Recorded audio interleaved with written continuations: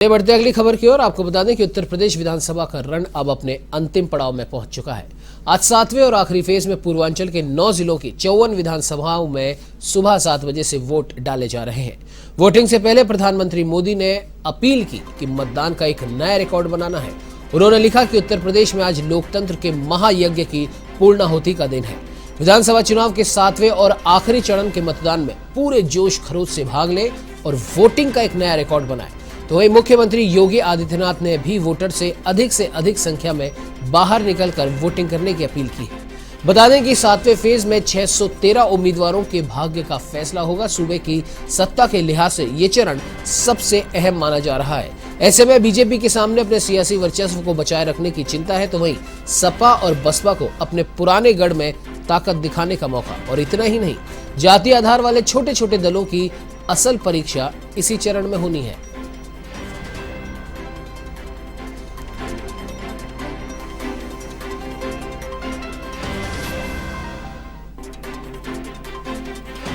बता दें कि उत्तर प्रदेश के रण का आज अंतिम चरण है। इस चरण में 9 जिलों की 54 सीटों पर वोटिंग सुबह 7 बजे से शुरू हो चुकी है। चंदौली की चकिया विधानसभा, सोनभद्र की रॉबर्ट्सगंज और दुधी विधानसभा नक्सल प्रभावित क्षेत्र होने के कारण यहां सुबह 7 से शाम 4 बजे तक ही वोट डाले जाएंगे। बाकी 51 सीटों पर शाम 6 बजे तक मतदान होगा। आपको बता दें, मतदान शुरू हो चुका है।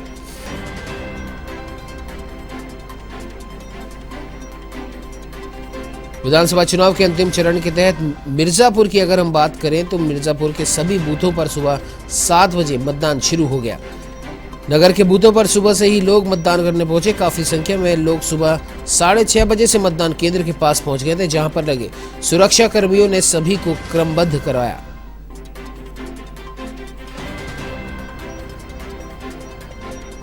वहीं प्रधानमंत्री तो वहीं इसी खबर पे ज्यादा जानकारी के लिए हमारे साथ वाराणसी से वन संवाददाता दुर्गेश यादव फोन लाइन पे जुड़ चुके हैं। जी दुर्गेश, जानना चाहेंगे क्या कुछ माहौल उत्साह देखा जा रहा है मतदाताओं में? और एक खबर वाराणसी के कई बूथों से आ रही थी कि ईवीएम खराब होने की सूचना, तो इन दोनों को लेकर क्या कुछ अपडेट है आपके पास? जी मंग, मैं आपको बताना चाहूंगा कि सुबह 8 बजे से मतदान तो वाराणसी में शुरू हो गया है। ऐसे में अगर 2022 का चुनाव बहुत अहम माना जा रहा है। 2022 को लेकर अगर बात की जाए तो ये प्रधानमंत्री का संसदीय क्षेत्र है। यहाँ पे लगातार यहाँ पे लोग मतदाता, कल भी प्रधानमंत्री यहाँ पे आए थे जिसे जनसभा को संबोधित किया था। ऐसे तमाम जो विपक्ष है, गठबंधन है समाजवादी पार्टी का, और जो यहाँ पे बसपा है, सपा है, ऐसे कई जो पार्टियां हैं यहाँ पे जिस तरह से कर चुकी हैं, यहाँ पे जनसभा कर चुकी है, रैलियां कर चुकी है। अगर बात की जाए आज वोटिंग पर, ये 7वें चरण का जो आज मतदान, 7वें और अंतिम चरण का मतदान बहुत अहम माना जाता है। पूर्वांचल का एक हब माना जा रहा है वाराणसी, क्योंकि प्रधानमंत्री का संसदीय क्षेत्र। सुबह से यहाँ पे 8 बजे से वोटिंग शुरू हो चुकी है। और कहीं कहीं अगर बात की जाए तो यहाँ पे जो मतगणना, जो यहाँ पे जो वोटिंग जो हो रही है, यहाँ पे कई जगह टेक्निकल फॉल्ट आई है, जो प्रधानमंत्री का संसदीय क्षेत्र है। और जो अब मैं आपको बता दूं कि अजगरा विधानसभा लोहता है, वहाँ पे भी टेक्निकल, और शिवपुर भी करीब अजगरा में 1 घंटे तक बाधित रहा है। वहाँ पे मशीन खराब होने की वजह से 1 घंटे बाधित रहा है। यहाँ पे भी शिवपुर में भी 1 घंटे मशीन खराब होने की वजह से बाधित रहा है। ऐसे तमाम तरह से टेक्निकल फॉल्टें आ रही है, लेकिन जो यहाँ के निर्वाचन अधिकारी हैं लगातार निगाहें बनाए रखे हैं, कंट्रोल रूम बनाए हैं कि जिस तरह से अगर टेक्निकल फॉल्ट आती है तो टेक्निकल फॉल्ट जल्दी से जल्दी सही करके तुरंत मतदान कराने का जो भी है मतदान करा सकते हैं। जी बिल्कुल, हमारे साथ में जुड़ने के लिए, तमाम जानकारी साझा करने के लिए दुर्गेश आपका बहुत बहुत धन्यवाद। तो वही आपको बता दें कि उत्तर प्रदेश के चुनावों के रण का आज अंतिम चरण है। 7वें चरण के मतदान सुबह 7 बजे से शुरू हो चुके हैं। आज 9 जिलों की 54 सीटों पर 613 प्रत्याशियों के भाग्य का फैसला होगा। तो वही आपको बता दें कि 2 करोड़ से ज्यादा मतदाता इन तमाम प्रत्याशियों के भाग्य का फैसला करेंगे। शाम 6 बजे तक मतदान होगा। तो वहीं नक्सल प्रभावित कुछ जिलों में शाम 4 बजे तक ही मतदान होगा। जातीय आधार वाले छोटे दलों की असली परीक्षा इसी चरण में है। इन तमाम दलों, भले ही अपना दल एस हो या फिर सुभाषपा हो, इन तमाम दलों की असली परीक्षा 7वें चरण में होगी। तो वहीं इसी खबर पे और ज्यादा जानकारी के लिए गाजीपुर से A1 संवाददाता मेहताब आलम हमारे साथ जुड़ चुके हैं। मेहताब, सबसे पहले तो जानना चाहेंगे कि मतदाताओं में कितना उत्साह है। उसके बाद एक सवाल आपके लिए है कि सुभाषपा का गढ़ माना जाता है गाजीपुर, और 2017 के परिणामों की बात करें तो 3 सीटें बीजेपी के पास में आई थी और 2 सीटें समाजवादी पार्टी और सुभाषपा ने हासिल की थी। तो वहीं सुभाषपा ने अब सपा से हाथ मिला लिया है, तो क्या कुछ समीकरण वहां पे बैठते दिखाई दे रहे हैं? जी, आपको बता दें कि सुबह 7 बजे से आपको मतदाता जो है काफी जागरूक है और काफी देर से लंबी लाइनें लगी हुई हैं।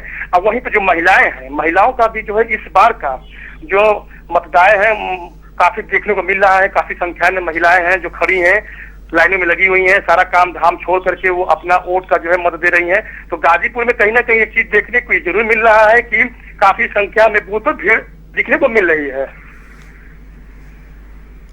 जी बिल्कुल, और आपसे जानना चाहेंगे, जिस प्रकार से पिछले परिणामों की बात करें तो पिछले साल 2017 में बीजेपी और सुभाषपा एक साथ मिलकर लड़ी थी, लेकिन अब सुभाषपा ने समाजवादी पार्टी का दामन थाम लिया। ऐसे में क्या लगता है आपको? देखिए, आपको बता दें कि ओम प्रकाश राजभर जो मंत्री थे भाजपा में सुभाषपा से, अब वो चुनाव लड़ रहे हैं जौराबाद से। तो यहाँ पर जो राजभर का जो फैक्टर है वो यहाँ पे काफी देखने को मिल रहा है सर, क्योंकि जो है यहाँ राजभर और जो है सपोर्टर ज्यादा है। तो कहीं ना कहीं जो है जो सुहेल जो पार्टी है उसको जो है यहाँ पर उसके प्रत्याशियों को ज्यादा देखने को मिल रहा है कि यहाँ पर उनकी संख्या बढ़ेगी वोट की। जी बिल्कुल, हमारे साथ में जुड़ने के लिए, तमाम जानकारी साझा करने के लिए आपका बहुत बहुत धन्यवाद। तो आपको बता दें कि 7वें चरण का मतदान सुबह 7 बजे से शुरू हो चुका है। 9 जिलों की 54 सीट पर 613 प्रत्याशियों के भाग्य का फैसला 2 करोड़ से भी ज्यादा मतदाता करेंगे। तो मतदान को देखते हुए सुरक्षा के भी चाक चौबंद इंतजाम किए गए हैं। कोविड गाइडलाइंस की भी पालना वहां पर कराई जा रही है। और एक तरीके से देखा जाए तो प्रधानमंत्री नरेंद्र मोदी की संसदीय सीट है वाराणसी, तो वहीं समाजवादी पार्टी प्रमुख और पूर्व मुख्यमंत्री अखिलेश यादव की संसदीय सीट है आजमगढ़। और आजमगढ़ और वाराणसी इस समय हम कह सकते हैं कि काफी रोचक स्थान अपना बनाए हुए हैं। और इन्हीं दोनों संसदीय सीटों पर, जो कि अखिलेश यादव और प्रधानमंत्री नरेंद्र मोदी की है, सबसे ज्यादा टक्कर मानी जा रही है। तो वही आपको बात करें अगर वाराणसी की, जो मोदी जी का संसदीय क्षेत्र है, 2017 में 8 में से 6 सीटें बीजेपी के पास आई थी, 1 अपना दल के पास आई थी और 1 सीट पर सुभाषपा ने कब्जा जमाया था।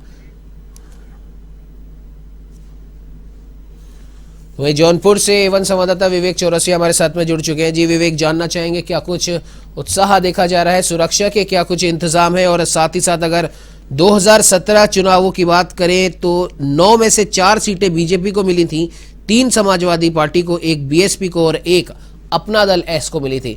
इस बार क्या कुछ समीकरण है और क्या माहौल है? जी तक जौनपुर के मछलीशहर विधानसभा बता दें कि 2017 में इधर से दावेदार हुए थे सपा से जगदीश सोनकर जी, और इधर विधानसभा मछलीशहर से इधर भाजपा का कमल नहीं खिल पाया और टक्कर में है ये रागनी सोनकर और भाजपा से है ये जी। हेलो जी बोलिए। जी 2017 में जगदीश सोनकर जी मछलीशहर विधानसभा से प्रत्याशी हुए थे और 2 बार जीते हुए थे मछलीशहर से, और मछलीशहर विधानसभा से अभी तक कमल नहीं खिल पाया है। अब फिर रागनी सोनकर टिकट काटने के बाद मछलीशहर विधानसभा से रागनी सोनकर जी को टिकट दिया गया है, और वहीं उनके टक्कर में एक जमीनी नेता उतारे हैं जो कि मेरीलाल गौतम जी हैं, और दोनों की टक्कर है। जी बिल्कुल, हमारे साथ में जुड़ने के लिए, तमाम जानकारी साझा करने के लिए आपका बहुत बहुत धन्यवाद। तो ये आपको बता दें कि 54 सीटों पर 613 प्रत्याशियों का भाग्य का फैसला 2 करोड़ से भी ज्यादा मतदाता करेंगे। 7वें चरण का मतदान सुबह 7 बजे से उत्तर प्रदेश में शुरू हो चुका है। जातिगत आधार वाले छोटे दलों की भी असली परीक्षा इसी चरण में है। तो वहीं आपको बता दें कि कई दिग्गजों की किस्मत का फैसला भी इसी चरण में होगा। तो आजमगढ़ की अगर हम बात करें तो अखिलेश यादव का संसदीय क्षेत्र है। 2017 में 10 में से 5 सीटों पर समाजवादी पार्टी ने कब्जा जमाया था, बीएसपी ने 4 पर और बीजेपी 1 ही सीट वहां पर हासिल कर पाई थी। आजमगढ़ को समाजवादी पार्टी का गढ़ माना जाता है और अब बीजेपी की असली चुनौती आजमगढ़ की सीट पर है कि यहां पे उन्हें अपना पिछला प्रदर्शन सुधारने की ज़्यादा ज़रूरत है और इसी और उन्होंने जोर भी दिया है। तो वहीं अखिलेश यादव और समाजवादी पार्टी की अगर बात करें तो उन्हें अपने गढ़ को बचाने की चुनौती यहाँ पर मिल रही है। तो मऊ और गाजीपुर की अगर बात करें तो इसे सुभाषपा का गढ़ माना जाता है। जौनपुर में पिछली बार बीजेपी ने बाजी मारी थी, तो वहीं वाराणसी में भी बीजेपी ने बाजी मारी। मिर्जापुर की अगर बात करें तो अपना दल एस के अनुप्रिया पटेल यहाँ काफ़ी मजबूत दिखाई दे रही हैं।